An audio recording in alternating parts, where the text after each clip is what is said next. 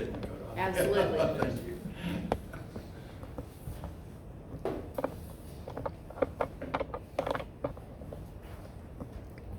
Okay, well, thank you so much for having me. Thank you, Brendan, and thank you to all of you who are here. I'm Randy Sarosdy.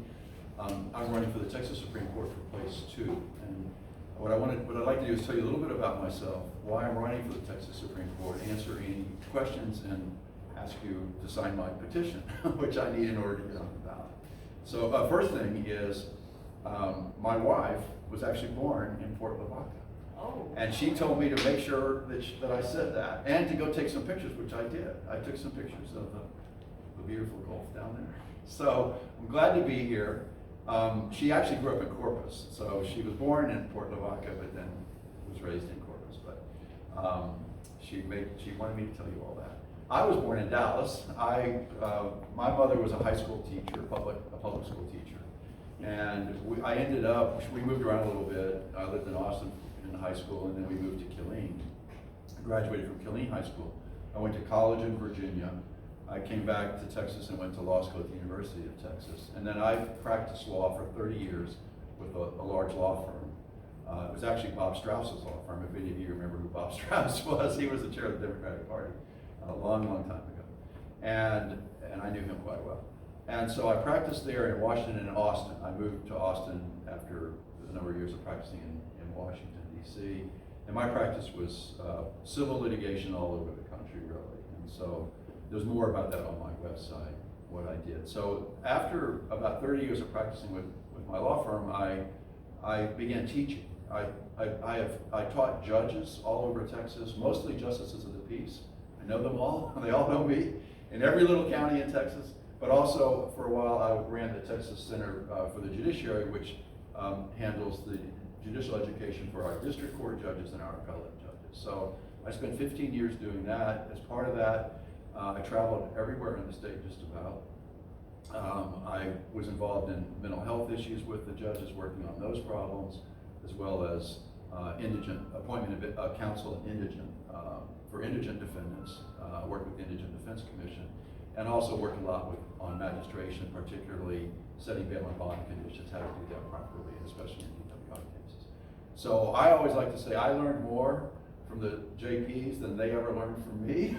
But I had it was a great time doing it, and I learned a lot about our judiciary as well as the people who have problems in our courts. So that's basically my background. The reason I'm running for the Texas Supreme Court is it's largely due to what I feel are cases that the United States Supreme Court has decided in a way that I feel like they're sort of going off the tracks. So that the case that you're probably all familiar with is the Dobbs decision, which reversed Roe v. Wade. But it's not, so it took away fundamental rights that we all thought we had for 50 years. And women's reproductive rights are no longer protected, certainly not in Texas, where we have basically this so-called fetal heartbeat rule. It's basically a 6-week abortion ban. But it's not just Dobbs. There are a series of other cases. Recently, in the Harvard University case, they have prohibited any affirmative action at universities. There's a case called Bruin, which involves the Second Amendment. It's a gun rights case where, again, Clarence Thomas, he's got this concept of originalism, which basically means he's going to tell everybody what the founders were thinking in 1791, which basically means he's just going to make stuff up. But as a result of that case, there's now a Fifth Circuit case called Rahimi, which is going to the Supreme Court, where a guy was subject to a domestic violence order, and he was violent. And under a federal statute, he was prohibited from having a handgun. He had one, and he was charged with illegally having it, but he argued that under this Bruin decision, written by Clarence Thomas, that he legally had a right under the Second Amendment to have a handgun. And the Fifth Circuit said, yes, you did. Even though he was charged with domestic violence and was a super violent guy.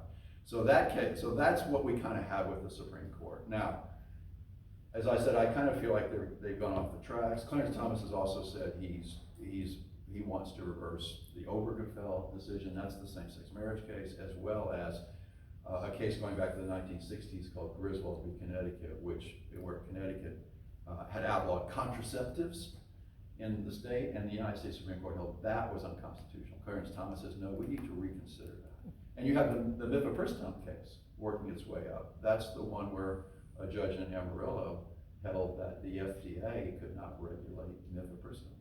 So there's a lot going on there, and I don't think we can do a whole lot about the United States Supreme Court right now until a vacancy opens up. There's not much we can do.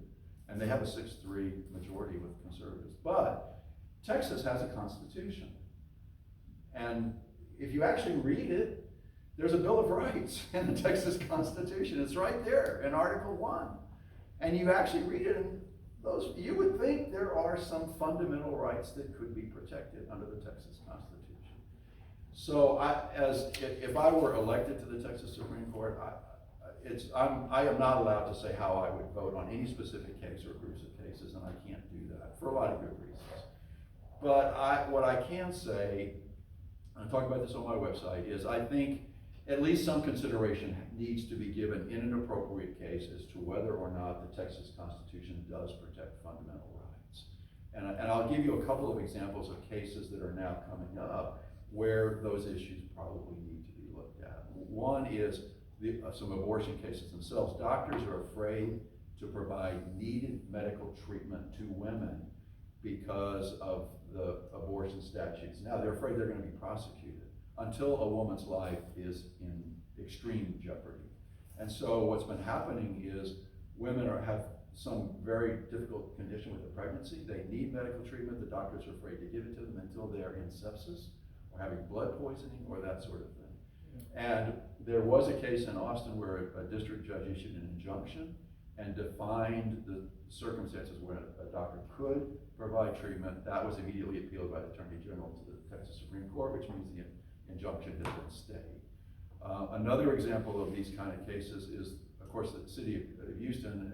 As you know, TR, Houston election, the supervision of elections in Houston was taken away from Harris County. Well, you can't, under the Constitution, you can't treat one county radically different from everyone else. That's also been appealed to the Texas Supreme Court. Another example, have you heard of the Death Star bill? So the Death Star bill, it says, excuse me, counties that have ordinances or laws or cities that are at odds with certain codes in the state statutes, those are just automatically void. But nobody knows what they are. A good example is some cities have requirements that a construction worker get a 5-minute water break in the middle of the day when it's 105 degrees outside. But is that void or not? Nobody knows. Is that inconsistent? So that's another example. And the last example I'll give is a lot of counties and cities are enacting laws to prohibit someone from transporting a woman out of state to get an abortion.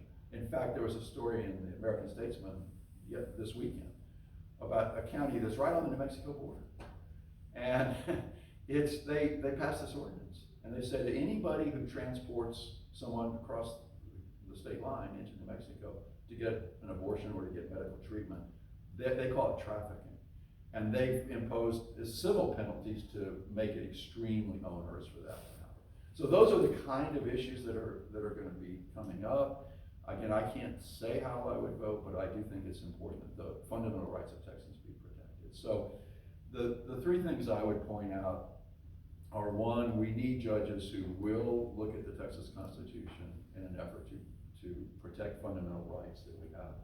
Second, our democratic institutions are under attack by the leader of the Republican Party on a daily basis. And our judges, our Attorney General, our judiciary, the Justice Department, our courts, we see it every single day. And we need judges. So far, the judiciary has held up pretty well overall. But what concerns me is in Texas, our judges are all elected on partisan ballots.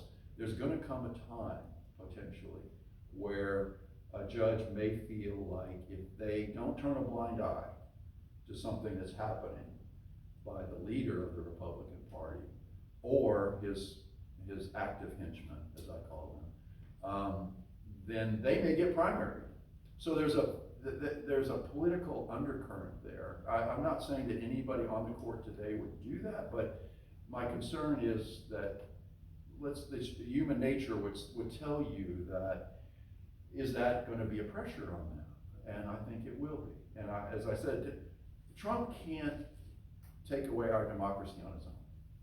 He can only do it if he has two types of henchmen working for him. One is the active ones, like Rudolph Giuliani, Mark Meadows, people like that. But the second one are people who simply go along with it, who turn a blind eye. So we have to really be vigilant about that, including in our courts. And I do think the courts have done well, but we want to make sure that that continues to be the case. And the last thing I would point out is what I call, we need judges who reflect our values. Right now, the other party, the values are not what I would describe as what we would all want to see in ourselves or our children. They're values of anger, resentment, grievance, division, retribution. Look at what Ron DeSantis recently said. He said he would cut the throats. The first thing he would do if he were elected president on the day he took office was to cut the throats of all the bureaucrats. Well, what kind of talk is that? That, to me, that's just is striking in division. And we have a governor who put razor wire on those buoys in the river. It's razor wire. I mean, isn't there, to me, it's barbaric. But are those the values? Well, I don't think those are the values. As I said, I've been all over Texas. Maybe not as much as Beto, but very close to every single part, every corner, almost every county. And that's not what I see. What I see are people who are hardworking, decent, caring, want to follow the golden rule, teach their children good values. That's what I see. And I think we need judges who reflect those values, not who reflect the kinds of things we see in the other parties. So the bottom line for me is I strongly believe in the rule of law. I believe that the law applies equally to everyone without regard to race, color, religion, gender, sexual orientation, or national origin, and that no one is above the law, regardless of their status or their prior office. And that if I am elected to the Texas Supreme Court, what I plan to do is to apply the law fairly and impartially, without regard to any partisan interest or political bias, but to apply it equally to everyone and to do everything I can to make sure our fundamental rights are protected and that our democratic institutions are safeguarded. I do, in order to get on the ballot, I do need signatures on the petition. I have some petition forms. So if you're willing to, I'd love to have you sign the petition. I need 50 from each of the 14 courts of appeals. This is the 13th Court of Appeals, and I have quite a few, but I'd still love your signatures. And I also want to answer any of your questions. I know you probably have questions, but after Thierry has a chance to speak. So thank you. What are the term limits on Supreme Court? It's a 6-year term. And as you know, I'm a little old. Okay, but they're raising the limit, the age limit. It's called the Nathan Hector rule. It's not really. They say, and Nathan Hector, he's the Chief Justice, and he's going to turn I think he's 75. So they're raising it to 79. It's a constitutional amendment, so it's got to pass, but it'll pass. So I'm not too worried about that. I'll have 6 years. Thank you.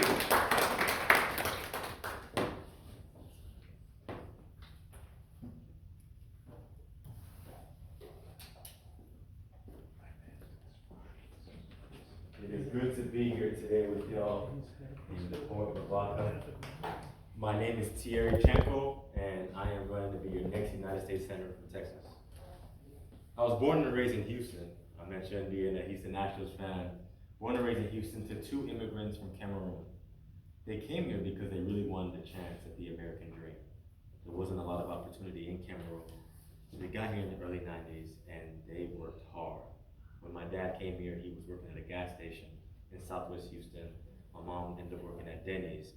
Really just everyday Texans figuring out a way to be able to give me a chance at being able to have a better future. So from there, I was able to finish up high school in Houston, went to McMurray University in Abilene, Texas, where I got my degree in political science. And that really gave me my love for rural Texas. You know, being in Houston, being a city boy, being now in Abilene, and really understanding that at the end of the day, folks in Abilene, folks in Houston really want the same thing. Right? They want to be able to put their children in good schools. They want to be able to have health care. They want to be able to make a livable wage. So that was a very formative experience for me and is informing my campaign today. From there, I was able to go to Georgetown University in Washington, D.C., where I got my master's in American government. But I want to rewind a little bit and take you to a story that really affected my whole life and is part of the reason why I'm here today. When I was 13, that's when I got my start in civic engagement. Like many of y'all, I volunteered on Barack Obama's campaign for president. And so I was a little 13-year-old running around Houston, knocking on doors, making phone calls. From there, I was able to get the opportunity of going to Virginia and helping out the campaign in rural Virginia. So I was able to go out there for a couple of weeks before I started the 8th grade. And there's a story that took place there that changed my life. I was going and knocking on doors one day in rural Virginia, and I'm not sure, for those that canvass, I'm not sure how y'all do it, but when I usually knock on the door, I take a step back to make sure that, look, if anything happens, you know, I'm able to see it ahead of time. So as I take a step back, I wait, and the homeowner opens the door, and boom, they let out their dogs on me. So I take off, and there's a gate right here, and I turn the corner into the street, and I start running. And the dogs are following me, and I was in East Texas in Houston County, and they told me, hey Thierry, next time, if dogs come after you, don't run. And I didn't know that at the time, so next time I'll know. But I took off, and dogs were running after me, and the car was a block away. So luckily, before I got to the car, the dogs ended up stopping. So I opened the door, and I sat in the car, and my boss was in there too, and I caught my breath, and just thinking about just what happened. And my boss takes some time before addressing me. She says, Thierry, what do you want to do? Do you want to stay here and continue on doing what you've been doing, which is registering voters, engaging folks, or do you want to go home back to Houston?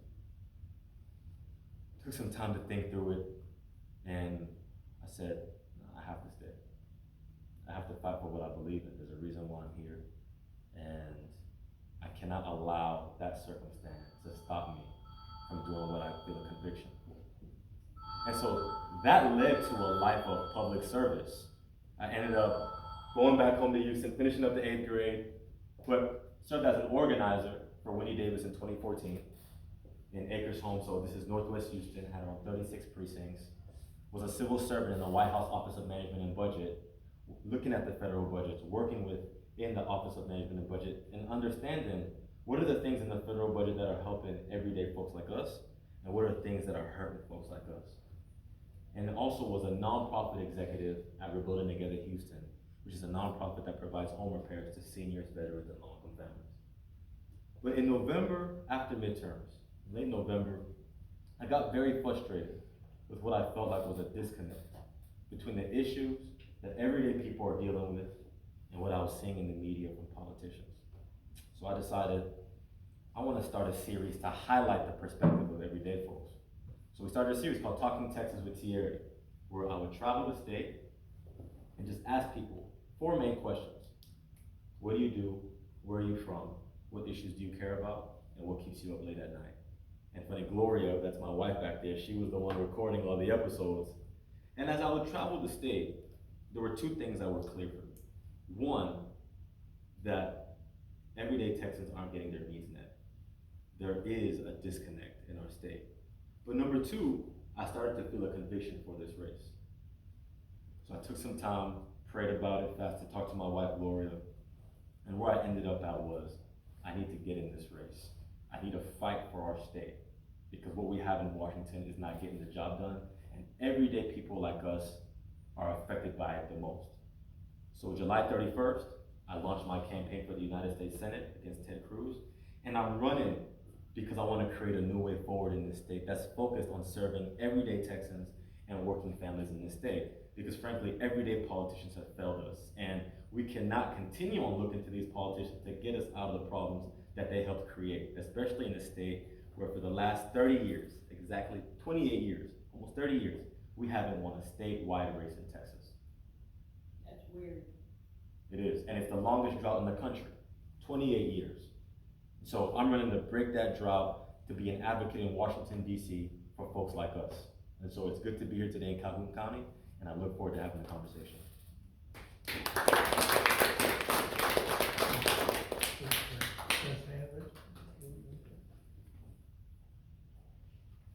Questions? Start asking. What is some of the things that you would like to see changed? Ooh, there's a lot. Yeah, I know there's a lot, yeah. The first thing, so there are really four things that I'm going to be talking about in this campaign a whole bunch. Minimum wage, wages. $7.50 an hour. It hasn't been adjusted since 2009. So you have 40% of people in this state that make under $15 an hour. Here in Calhoun County, the average median income for a person is $30,000 a year. We're not even giving people a chance at being able to take care of their basic responsibilities. So that would be the first bill that I introduce as in the United States Senate, is a bill to increase the minimum wage from $7.25 to $15, and we would scale it to make sure that small businesses are able to deal with that increase over time and that it doesn't affect them too much. Another issue is healthcare. In our state, 20% of folks don't have health insurance, the highest rate in the country. We need a United States senator that is leading on this issue. I plan on introducing a bill to make sure that we have a public baseline so that no one ever has to worry about not having affordable and accessible health insurance. Yes, that's because the legislature didn't agree to the expandable Medicaid. Yeah. And that would have helped, right? Yes. Medicaid expansion would have helped a whole lot, but then you also have some folks that maybe aren't low income enough, so to speak, to qualify for Medicaid, but Right. Obamacare is way too much. Right. I was in Graham, Texas, in Young County. This was maybe a month and a half ago, and I was talking to a small business owner, makes $30,000 a year, but she said she has to pay $600 a month for health insurance. I mean, when you take out taxes, I mean, she's not left with anything to be able to take care of all the other things on her plate. So it's making sure that we have affordable and accessible health insurance for every single Texan. Another issue is immigration. We have to find a solution to this issue. And when we usually have this conversation, we talk about it from two angles, either having safe borders or valuing migrants. But I think we can do both. It shouldn't be one or the other. It should be both. Having safe borders, which means upgrading our technology across our 2,000-mile long border. Saying, look, we have a 2.1 million case backlog, but we only have 650 immigration judges. We're never going to get through that backlog with only 650 immigration judges. So increasing the amount of immigration judges and making sure that Border Patrol is empowered to do their job. But also, yes. I think one thing that they could do is like the paperwork and everything can be done by regular people instead of by the officers that's trying to protect the border and that. And another thing that I get upset about is that the Republicans keep saying that we preach the open border. Mm-hmm. We've never said open border. That's right. It's something that they started. That's Yeah, right. that word, That's right. that goes all over itself. Yeah. That's right. So it's having that side of making sure that we keep our borders safe. I think all of us in here agree that we don't want people coming in. I'm a son of immigrants. My wife is from Nicaragua, so this is an issue that's personal to us. But neither of our families or us want folks coming in our country committing crimes, right? That's a non-negotiable. But for folks that are coming across, looking for a better life, coming from horrible conditions, there's an opportunity for us to be able to get a bill in place and pass a law that provides a pathway to citizenship. And that's now on the valuing migrant side, whether that's having a legitimate guest worker program, so that folks that want to come on a seasonal basis, help out our economy in Texas, are able to come, make their wages, and then go back. But also saying, we have a labor shortage in our state. Here in Calhoun County, two of the biggest industries, construction and manufacturing. We're dealing with major shortages. We can be able to find a way of being able to get migrants to come across and allow them to be a part of these industries. It's not just the right thing to do from a social standpoint, but economically, it helps out our state. So from immigration, we can do both, value migrants and also have safe borders. Sorry, were you gonna say something? That's okay, I was just gonna say, add skilled labor into Absolutely. that too. Absolutely, Because we don't have enough of that here, we don't have enough. absolutely. You know, and I just have to say this, many times when I go around, there's this thing of outsourcing, Yeah. and it breaks down any liability.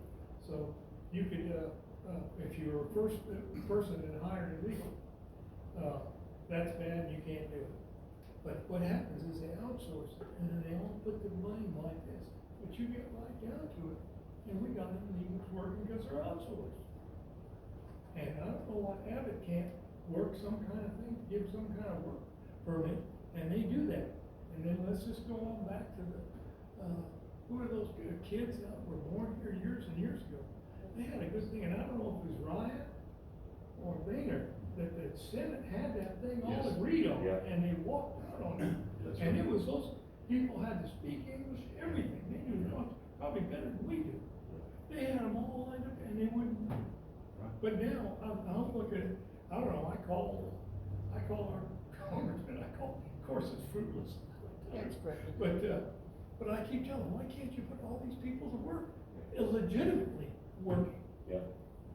Well, And- Rick, Well, but look what happened during COVID when we didn't have, look how many ranchers and farmers all over the United States went broke. Because I have a cousin who owns a landscape business in College Station. And he has 19 guys that he has green carded for years. So he went to the Congress to testify. And he said, I tried it your way. I tried hiring people in my town, white people in my town. The longest anyone lasted was 1 day, because they don't want to do sweat, hot, long, dirty work. That's why you have chicken plants, where people, normal people, don't wanna work. But you have folks who will climb that razor wire to get in there and work to save their families and work as long as it takes. 11 or 12 years old. That's right, Yeah. that's right. and you know, talking about this issue, it's, in my opinion, a United States Senator from Texas has to be leading the way on the issue. Oh, when you send your kids to private school and get everything paid for, are you kidding? That's right. But, and it's, you know, Ted Cruz and John Cornyn are a huge part of the problem. Yes. But what I also want to say is, it's one of my biggest critiques of Colin Allred and Roland Gutierrez in the primary with me. For Colin Allred, Dallas has a 25% immigrant population. No bill has been introduced from Colin that is a comprehensive immigration bill. Roland Gutierrez, typically we would say immigration is a federal issue. But the moment that Greg Abbott made it a state issue with Operation Lone Star, Roland should have made it a state issue because he represents 7 to 8 border counties. But we need a senator that's gonna lead, not someone that's gonna go along to get along and not be introducing and co-sponsoring legislation to make sure that our state is in a better position. And in my career, as a public servant, I've delivered. I haven't just talked the talk, but I've walked the walk. And I think about in Harris County, I help provide home repairs for seniors, veterans, and low-income families. And 2 of the people that I worked with the most were Republican commissioners, Commissioner Cagle and Commissioner Ramsey.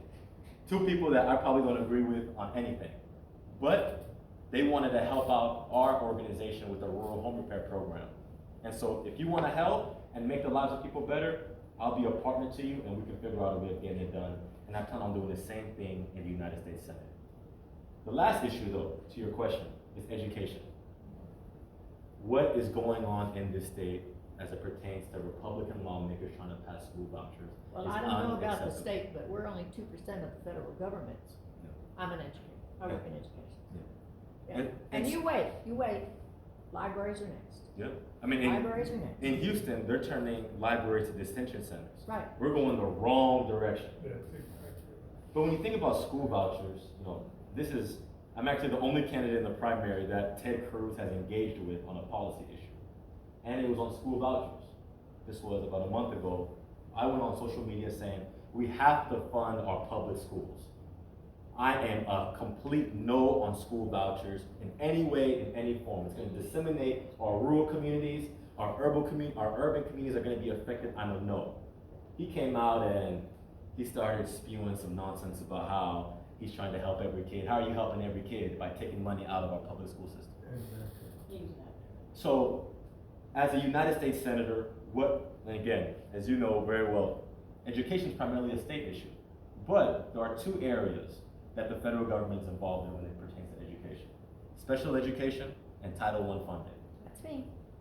And so, working to bring more dollars down to school districts like Calhoun County ISD to make sure that our school districts have as much money as they need to be able to decrease class sizes, making sure that we're increasing tutoring services, and being able to pay our teachers a livable wage and giving them what they deserve. And do away with the Robin Hood law. There you go.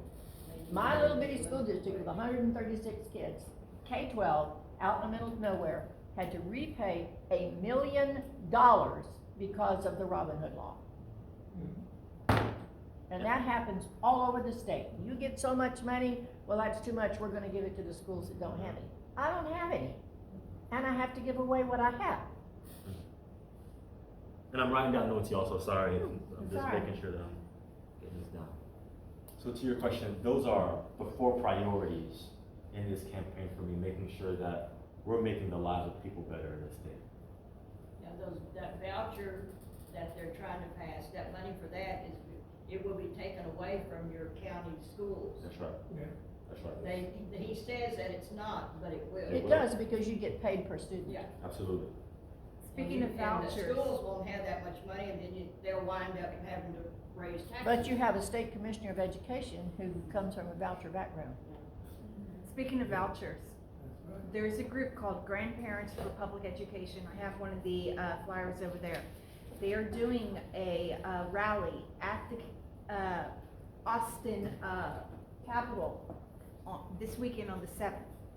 There is a massive movement to kill this voucher program, and they have Republicans on their side. They also have postcards that they're sending, that they're asking people to join in to have postcards sent to you, or write the postcards and mail them into them, and they're all going to mail them at once, and they're going to hand them to the legislatures. Because vouchers is the one bipartisan thing in Texas that everybody, except for certain groups, wants to see dead. Yeah. We do not want vouchers, the Republicans in the rural districts are extremely against this. Abbott does not have the votes at the moment. Now, he may twist some hands and stuff, just like he did with getting Paxton off. Well, he just called a special session. Yeah, He called it, Just for that yeah, purpose. you just called it. but I bet you it's not going to go far, because that is everyone across the state does not want vouchers, except for those small minority of people who are going to make big bank off Well, of his it. supporters. I don't even think Abbott voters are going to support it. Everyone knows that vouchers are going to kill our That's public who he's school doing it education. for, people that give him a lot of money. Only the uber Christians. Yeah. But there's a lot of opportunity. We were in 2 weeks ago. I was in Meadow, Texas. This is right outside of Lubbock, talking with some cotton farmers, and I asked them, what is the biggest issue for you right now? And they said school vouchers. We are completely against it. Completely against it. And so, as you're saying, Brendan, there's a real opportunity for us to be able to make a dent in this state by saying we're fighting for our public education system, and that's something that I plan on doing. Randy, I was gonna say, Randy, I know the question and answer for both of us, so wanted to make sure that. No, this is great. So explain the difference, because we're only one of 2 states that have 2 Supreme Courts, which makes no sense to me whatsoever. The other one's Oklahoma. That's true. And one handles civil, which is what you're running for. That's correct. And the other one handles criminal, Only criminal case. which is the appeals court. Yes, of course, we It have, has 3 or 6. they both have 9. They both have 9. Okay. And so we have 2 Supreme Courts with a total of 18. Supreme Court judges, as you said, Gloria, right? Beverly. Beverly. The only other state that does that is Oklahoma. And Thanks to the Civil War. And I'm not sure, there's just no prospect of us getting rid of it that I'm aware of. So the Court of Criminal Appeals hears only the criminal cases, and the Texas Supreme Court hears the civil cases. And I don't think the Texas Supreme Court wants to hear criminal cases, and what you end up with are judges on the Supreme Court who have practiced civil law, which is primarily what I practice. I had one or two pro bono criminal cases from time to time, but most of my practice was civil. And on the Court of Criminal Appeals, you'll get someone who's a criminal district court judge, for example, and runs for that court, has that background. But Wow. why we do it that way, it's just historical as far as I It is can tell. historical, it's the Civil War Yeah. and the backlog of cases. And the Court of Criminal Appeals does hear the death penalty cases. There's an automatic appeal for those, and so the Texas Supreme Court really doesn't want to hear those. The courts of appeals don't want to hear them. So our courts of appeals hear both. We have 14 courts of appeals, and we're about to have a 15th one. And they hear both civil and criminal cases, but not death penalty cases. Those go directly. And then we have something called actual innocence cases, and those go to the Court of Criminal Appeals as well. So but Texas has a lot of unique features in our judiciary. And also going back to the Civil War and to the 1876 Constitution, which tried to create local autonomy and give the counties more authority and the governor very little. Except You wouldn't know they that were all nowadays. rebels, they were Yeah. all rebels. Yeah, you wouldn't know how little authority the governor has after Abbott, would you? Yeah. No. There's one other interesting feature, by the way, that's been going on now. So, if you look at our current Texas Supreme Court, which is what I'm running for, we have 9 justices. 7 out of those 9 were initially appointed either by Abbott or by Rick Perry. And so the way that works nowadays, sometimes that justices like, there have been a couple of justices who have left the Texas Supreme Court because they got appointed to the Fifth Circuit, to the federal court. Yeah. But Don Willick is one. What sometimes happens, and has been happening more and more often, is if a justice on the Texas Supreme Court if their term is up on December 31st, they will resign from office in August. That creates a vacancy, and guess who gets to fill that vacancy? Abbott. Greg Abbott, yeah, the governor. So then they'll appoint someone, and that person then runs as an incumbent. So if you look at the current Texas Supreme Court, now, Justice Heck, Chief Justice Heck he ran as a district judge, but he was appointed as the Chief Justice by the governor. So all but 2 of them have gotten on the court that way. So it creates kind of a system that is In your back place. pocket. Yeah, well, No, you don't have a chance. a number of the justices currently lost elections in the Houston Court of Appeals, either the 1st or 14th. And after they lost on the Court of Appeals, Abbott appointed into the Supreme Court. And so that's another way of getting appointed. But that's the system we have. The one good thing I will say about it is it has limited terms. 6-year terms. It has limited terms. I'm not a fan of life terms. Oh, true. I think it creates a huge. That would be helpful. Yeah, we've never had that in Texas. In Texas, every And judge except for a few municipal court judges who are appointed, but apart from that, all the JPs, all the county judges, all the county court at law judges, all the district judges, all the courts of appeal judges, and the Supreme Court and the Court of Appeals, they're all elected. The strange thing in Texas is they're elected on partisan ballots. And I think West Virginia is the only other state that does that. I'm not 100% sure. well, and the only other part of being elected a judge in a county is you don't have to have any legal background. A county judge, for the constitutional county judges, Yeah. that's right. No legal background. And not all of them have judicial functions. In the big cities, they don't. But in about 200 out of 254 counties, they do have they actually have judicial functions. And the same is true of the justices of the peace. They don't have to be lawyers. Out of that 200 constitutional county judges, only 31, about 30 or 32 are actually lawyers. Who are you running against? Jimmy Blacklock, he's placed two, and his background is, he was not a judge before he was appointed to the court. He was appointed by Greg Abbott. Most of his career, he worked for Greg Abbott. I think he had 1 year at the Justice Department after law school, and then Maybe he was a chauffeur. I'm sorry? Maybe he was a chauffeur. No, I don't think so, but he was in charge of the Open Records Division in the Attorney General. When Abbott was Attorney General, he worked there. When Abbott got elected governor, he moved over and worked for him in the governor's office. A vacancy opened up on the Supreme Court, and Abbott put him on the Supreme Court in 2018. How many people are running for the position? How many people For are place running two. this right now? For place two, there is one other person running as a Democrat. He's a criminal district court judge in Houston. So he only hears criminal cases. There's another race. John Devine is another justice who's up. Three justices are up every 2 years. So John Devine's up. He has a primary opponent in the Republican primary. I'm not sure who it is, but he has a Republican primary opponent. And Judge Christine Weems, who's a civil district court judge in Houston, she's running for the Democratic nomination. There's a third justice, Jane Bland. She does not have an opponent, as far as I know, in either the Republican primary or the Democratic primary, or Democratic one. So that's how it currently stands. Anybody want to sign the petition? Yeah, well, Thank you. well, I I've got think what's multiple. sad is in the state of affairs that we currently find ourselves as of 4 o'clock this afternoon. I'm sorry.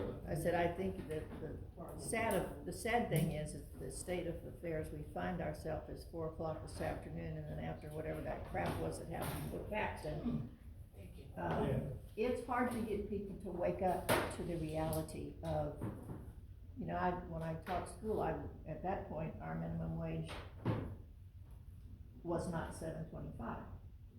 So I would take minimum wage times 8 hours a day, times 40 hours a week, times 52 weeks a year, take off 25% for FICA, IFRS, or whatever else was done, and then talk about how you're gonna live on what you're gonna live on.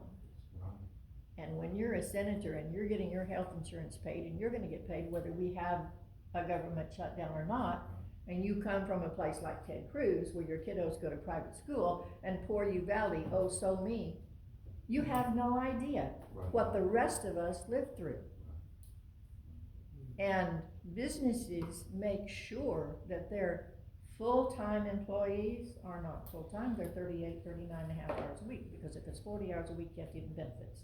That's right. And so I have a friend who works at the state level, who worked with me for a long time, who is a dreamer. Parents came here, brought 2 boys as very young kiddos, and he's still not a citizen. And I work with the migrant education program, and when those ladies go out and they try to find those families, they have to make sure that they have on the right shirts and their badges, so the families know that they aren't, the immigrant people coming to arrest them. It's scary. It's really scary. So you can't have it both ways. You either have to have a working population and give them a pathway to life, or you totally shut everything down and then let everybody go bankrupt and see how Congress likes that. So I'm passionate about my low socioeconomic I like that. families. I don't work with them, I work with the administrators, but, get with the program, guys. You folks in Washington, you folks at the state, you forget who elected you the minute you take office. You forget. This is the problem with gerrymandering. And we are forgetting. Yeah. We're not standing up to say, hey, I put you there. It was my vote that put you there. It's my vote that will put you there. You don't go back and talk to the people that brought you to the dance. That's right. And you know, one of the words that are part of our core values on this campaign is accountability. And integrity. There you go. You just added a second word. And we need to be holding our elected officials accountable. We're talking about the government shutdown. A couple of days ago, I came out and said, I will introduce a bill if elected as your next United States Senator to make sure that during any government shutdown, representatives and senators don't get a dime. It's not right. Somebody tried that this time. It's a constitutional amendment. Yep. So you would have to go and have the constitutional amendment redone in order to have that passed, because that's the way to get away with it. Because it's not right that if federal workers suffer, then we have to suffer as well. That's the way that it should be, and it's why people are so frustrated with the system. Because of the subject. That's right, that's Well, right, and and it's- you're getting paid during and that you- process. And you can't have things both ways. You can't be, this is just me, Yeah. okay? You can't be a right to life and believe in the death penalty. How does that work? I don't see how that works. Inconsistent. Yeah, these two things are not like the others, Rachel, and I don't think. But we have to start paying closer attention. I mean, I get tired of all the stuff on the TV too, it makes me really tired to listen to it. But I need to listen to it because, again, for those folks that hear that crap and believe it because it's said enough, Well, they have to report it, cause it's news. You know, regardless if it's 2 or 3 times a day, you hear the same thing. It's one line. That's what they're doing. but at least it's 2 or 3 times a day, so if I go to work in the morning, I can hear it at night. If I go to work at night, I can hear it in the morning, and I do get tired of the repetition, Right. that's true. Yeah. But I need to know what's being said, because they say one thing on this, I'm talking about our elected officials, say they one thing on this news program, another thing on this news program, another thing on what is loosely called a news program. And my question is, where's the integrity? Yeah. Because the statement is, and I don't know who said it, but somebody did. When somebody shows you who they are, believe them. Yes. And Trump has shown us that time and time and time again. But we're so enamored of celebrities. I'm really tired of Taylor Swift and Kelsey. I could care less. I could care less. It's like my friends who watch, you know, the soap operas every day. They're like, if they talk like those are real people, get a grip, folks.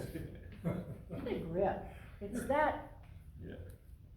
Let's have a little reality check here. I wanted Ted Cruz to go actually walk through some schools when he starts talking about SROs and all those kinds of things. My little bitty schools out in the middle of nowhere have nobody. They're lucky if the sheriff drives by once a month. And yet when I was out in these last 2 weeks, there's a police car, or a sheriff's car sitting in a parking lot. I have 5 schools in the middle of nowhere. But they are required to do all the things that the big schools are required to do with mental health and all kinds of things. And it is not possible. But the people with vouchers don't have to follow those rules. Taylor So- Swift was telling, the young people and everything that follow her to go out and register to vote. Yeah. And they did, there was like thousands of young people went out and registered to vote. You know, because that's who they watch and, you know, and everything.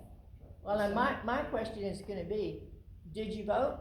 If you voted, we have something to talk about. If you did not vote, talk to the hand.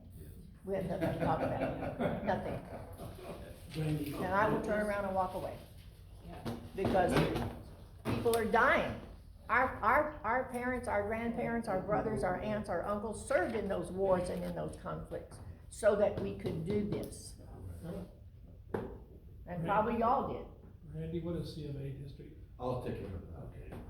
Another thing on immigration, Okay, and then I'm gonna come to some of y'all too if you have any questions. on the dreamers.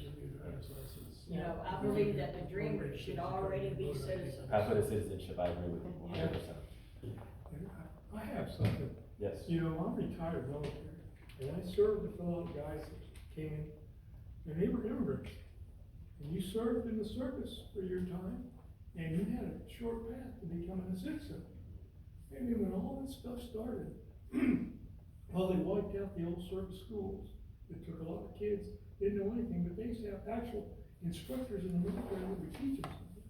And of course, because they had the draft, there were older people that helped teach those young kids stuff. And a lot of them had a choice, either you go to jail or you go to, and a lot of them did real good. But then when they started taking these poor kids that had fought for us, and they took them back to their countries and dropped them off. I could not believe that. And they just sat back and let it go. So I'm a firm believer, I know I told our good representative, what's his name? That's my voter ID. In a veterans meeting up there, hey, you're just fighting all this higher for the military, look at how you've cut their throat. You know, with the barracks, with to build walls, they wouldn't even build the houses for them for the military to be in, they had to took that money, Trump and the boys did, and built that wall down. So it's really aggravating, and when they sent those poor immigrants back to their own countries, after they halfway learned the English language, you know, with other soldiers and stuff, and there's still no pathway for them to join our military, which would be an excellent way, because we need those kind of people. Well, that's all right, We they're not really gonna pay do. them anyway. What's with that? How do you think the Indians felt? What? I said, how do you think the Indians felt? Yeah. You know, when I came in, I got $69 a month, and worked 5.5 days a week. And they only guaranteed you, a hot meal and a cup, and that's it, one hot meal and a cup. And I remember those days, but I've seen a lot of kids come through there, and they straightened out in the military. Cause they had a way of straightening you out. But now you can't, but now you have to be a high school graduate, or you can't be Oh, a military. I know. Until we get into real trouble, that's why we got to back the Ukrainians with all of our heart. Right. A lot of these people, I talk to a lot of Republicans, and you know their first thing out there about, oh no, I don't wanna send my kid in the military, are you kidding me? No, they're doing, but who do they get, when everything else falls through with COVID and everything, it's the military to come and give the shots and be in there and all this other, it's crazy, it's completely insane. So, anyway, that's what I feel, but go ahead. I wanna ask you a question. Sure. If you had to pick one issue that you would say is the most important issue to you right now, what would it be? Oh, that is tough. It's all And intersectional. you know what, I'll make it easier, give me top 3. Well, you have your 4, things that I probably, there's one in each of those Yeah. And those buckets. categories that you listed, but And right now I'm just like, voting rights. well, Yeah. It's hard to pick, everything's intersectional, they're all True. interconnected. So true. It basically comes down to democracy, human rights, Voting rights. and education. Voting rights. Yeah, and voting healthcare. rights is real strong. Our voting, they're trying to make us lose our voting rights altogether, I'm tired of that. Yeah. Every time you turn around, it's something else that they're taking away. There's, you know, they're moving everything around, no more certain voting polls, you know, polling places and stuff like this. There's a Can't go, reason for can't get that. people in the nursing Sure home to it vote. So the reason is because the Republican Party has not won the popular vote in a presidential Oh, that election goes back down for to 7 out of the last 8 elections. In 2012, they did this postmortem, after the 2012 election, and then they threw it in the trash can. The postmortem said we need to expand the base of our party, we need to have a different message, they didn't do any of that. So what they're doing is just doubling down. Their base is shrinking. And so all the measures you see in Houston to basically, they don't want 24-hour voting, they don't want drive-through voting, they don't want. They got one Mail-in ballot box or voting. something. Right. And so the whole plan is to, instead of changing their message or becoming more tolerant, more inclusive, and instead of delivering a message that the American people want. They keep to their limited view of the entire country and appealing to a smaller and smaller base. But then they, in order to get elected, they have to do things that are really inappropriate. And It's how do right. those lawsuits end up in your court? Well, they may or they may not. Some of them, a lot of the cases will be in federal court, but there are state court cases, and the states do hear, the issues that I was talking about, those are all in state court. And, the fourth issue hasn't come up yet. It will be, because there's a right to travel under the United States Constitution. So I don't know how they avoid that. But those issues could arise either in state or federal court. The vigilante law is the one that worries me. I'm sorry? The vigilante law. Yes. Yeah, and It's I can report you. It's modeled on the vigilante law, correct. It's exactly the same strategy. And probably the same people who are advocating it were involved in that law. So. But you'd think as women, we'd all get really mad about these white old men in Washington telling us what we can do with our bodies. I would think you would. You'd think. Just like in Kansas, Wisconsin, and Ohio. Yes. I don't see why Texas will be any different, do you? If Texas had the ability for us to petition our government and have propositions, instead of leaving it up to the legislature, a whole bunch of things that we want passed, like legalizing marijuana, abortion rights, voting rights, Correct. etc., would be law of the land. Right. And the Republican Party, especially for presidential elections, depends on Texas to be the worst voting state in the nation. Because if they lose Texas, they lose it all because of the electoral college and the way gerrymandering is done in this state. Once Texas goes Get rid of blue, gerrymandering. once Texas goes blue, they They're can't done. win a presidential election. No, it's Even a in tyranny of the electoral minority. college. And I don't understand with the kind of diversity we have, 5 cultures. I mean, when you look at the state, it's 5 different cultures. But our majority party are the folks we need to get out and vote. It's all turnout. It's Yeah, all about it's all turnout. turnout. But I wanna touch on that a little bit. Turnout is huge, but another thing that I think is just as important, if not more important, is providing people with a compelling vision Yes. of why they should come out to vote. I think about my mom, when she was working at Denny's, 30-hour lunch break. Sorry, 30-minute lunch break. That's a nice little lunch break. That's a nice little lunch break. Nice lunch. I appreciate that. Y'all are like, man, that's a long lunch break. That's all teachers get, so trust me. Yeah. A 30-minute lunch break. What would make her, or those that she's working with, say, I'm gonna drive maybe 15, 20 minutes, go and vote, but try to make it back in time to punch in so that I'm not docked.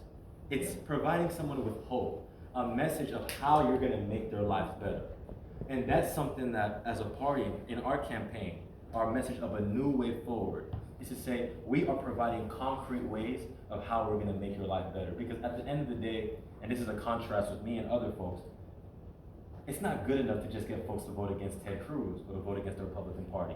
We want people voting for something. I want people voting for me and not just against Ted Cruz and against the Republican Party. But you have to have a compelling vision. And as we've traveled the state, I've been now to almost 50 counties. And I'm talking to Republicans and Democrats. There is real opportunity for us to get the job done in 2024, but it's by providing a compelling case and providing people with hope. And a number of issues that we've talked about tonight are things that we'll be talking about on the road, because when you talk about 20% of people not having health insurance, it's not a Republican problem, it's not a Democratic problem, that's a Texas problem. 40% of people making under $15 an hour, not a Republican or Democratic problem, that's a Texas problem. But being able to say, look, I'm not an everyday politician. I'm not gonna talk about a lot of things on the campaign trail, but then get in office and not lead. I'm someone that's going to lead, and if we can do that, we can get the job done in 2024. Well, I think remembering that what we're not getting done and complaining about what we're not getting done is the Republican way, as opposed to Democrats talking about what they do done. I mean, look at the infrastructure bill. All those senators that voted against it are sure gonna stand up when they get a new bridge. Oh, yeah. No, they've had They did it, they've been doing it, Yeah, they don't that's take right. credit for it, and they voted against it. in some of the places, the Democrats have been putting up signs telling them, you know, your legislature Did didn't not vote for this. this. You know, Yeah. but it was passed and now you have it. But another thing too, that a lot of these people that are elected, you know, they go in office, but they forget that they're there for the constituents. That's They're right. not there for themselves. That's right. The minute you're elected, it's not you anymore. That's right. It's But- everybody else. But part of that is our fault. We Yeah. elect them, and then we Yeah. don't talk to them. Yeah. We say, here, go do your That's job, right. and we expect them, only the job they do is a job for themselves, not a job for us, and that's our fault. We're not in contact with them, we're not telling them the things that we're talking about here. We're not telling them. They have addresses. You can get an address for anybody that you want to send somebody to. But it's also, and this is why I really appreciate Randy, you coming down here as well.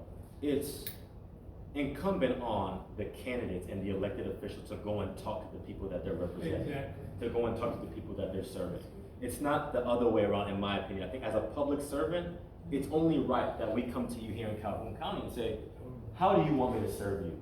What do you want from a United States Senator?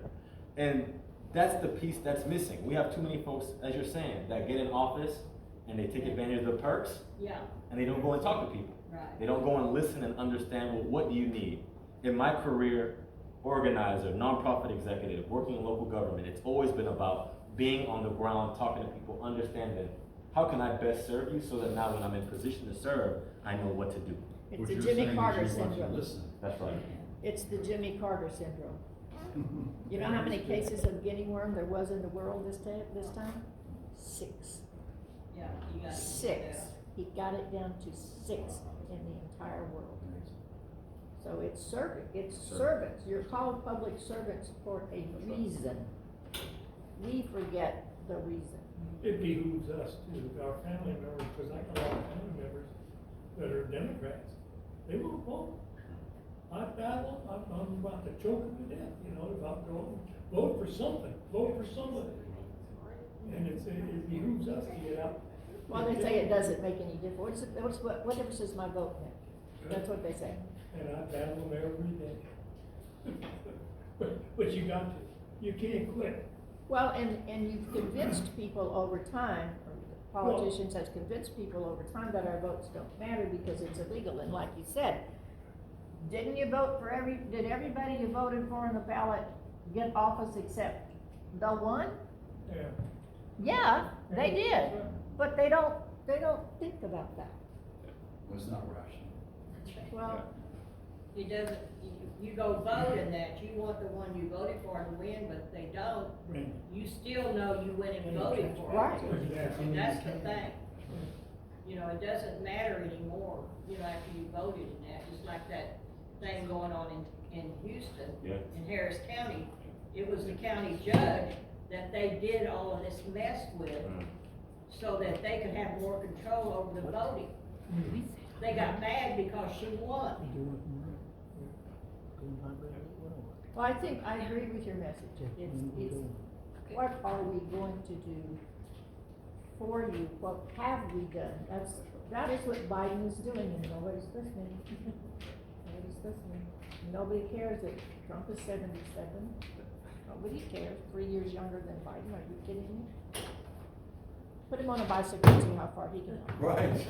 Anyway, but I think that positive message is, it gets lost. It really gets lost. I know we have, Brandon, I know you said 7:30, so I want to make Just sure about. we're good on time. Thanks, guys, appreciate it. Yeah, Randy, there. Thank you. All right, so that's I it. think, I just would like to say one final thing. It's really good. I love this. This is probably the biggest joy for me, is to be able to go around the state and talk to folks. And so I appreciate y'all listening to me, listening to Randy, be able to share our vision with y'all. And when I talk about creating this new way forward, though, I can't do it alone. It has to be a family effort. And so our campaign, if you'd like to volunteer, we're looking for volunteers, those that can make phone calls, knock on doors. We're also financial support. Right now, we're trying to raise $3,300 in each county. So there's a Ziploc bag back there. Gloria, can you hold that up real fast? So if anybody would like to contribute, there's a Ziploc back there. But most importantly, I'm here to ask you for your vote, so that together, we can create a new way forward in this state that focuses on serving people like us. So, thank you. Thank you both. Thank y'all for coming.